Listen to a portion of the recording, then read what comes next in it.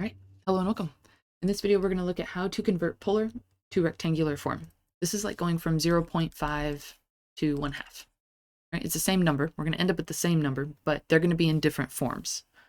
And so in this case, we are given a c variable of 800 at an angle of a theta variable of 36.9 degrees. And we want to aim at rectangular form, which is a plus or minus jb. Right? So that means we need an a variable and we need a b variable. And our b variable is going to determine this plus or minus, and it's going to be right next to this j every single time. This j represents imaginary number. Right? So that's going to be like the I in your previous math classes. So we have two equations that can get us here. We can say that a is equal to c cosine of theta, and we can say that b is equal to c sine of theta. And the sine and cosine is going to represent a rotation around the x and the y axes. And so we're going to use this quite a bit for like AC waveforms, that kind of stuff. So that means that we can plug it in. We know that our c is actually 800 cosine of theta, which is 36.9 degrees. And our b variable is 800 sine of theta, 36.9 degrees. When we plug those two in, we should get our two magnitude values, and then we'll just be able to write it out into rectangular form. The 800 cosine of our 36.9. That gives us a 639.7. We can round that up to 640. We can say that our answer for this top one here is a is equal to 640. Set that here also, 640. And then we need to do plus or minus from b, and the j goes with the b. And so once we figure out the b, we'll know if that plus or minus is a plus or a minus, and we'll know what the b magnitude is. So we'll solve for the next one here.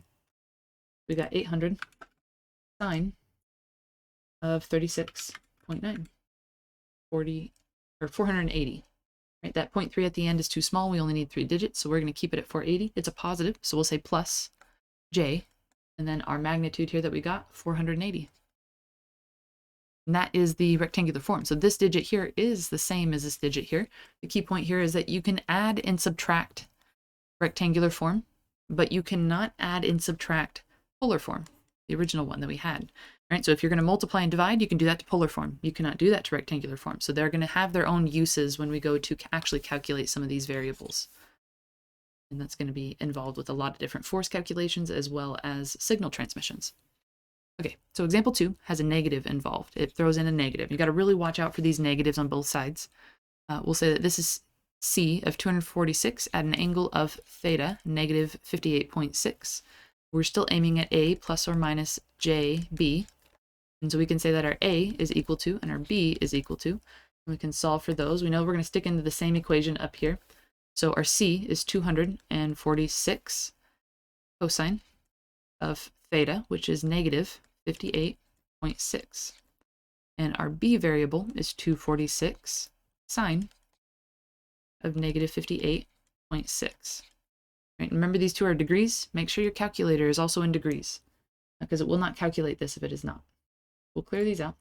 We'll say that we have 246 cosine negative 58.6. That gives us 128. So we'll round that off there to just 128. Set this equal to 128. And we'll do the next one. We'll say that we got 246 sine of negative 58.6. And that gives us 209. And we can round that up to 210. And so this one's 210. So now we have, and it's negative also. Watch out for that. It's a negative 210. Now we can plug it into our a plus or minus jb variable here. We know a is 128. And that is minus because b is negative, so we'll minus j and then 210 for our b variable. Right? And that is our rectangular form of our negative theta variable. All right, let us know if you guys have other questions.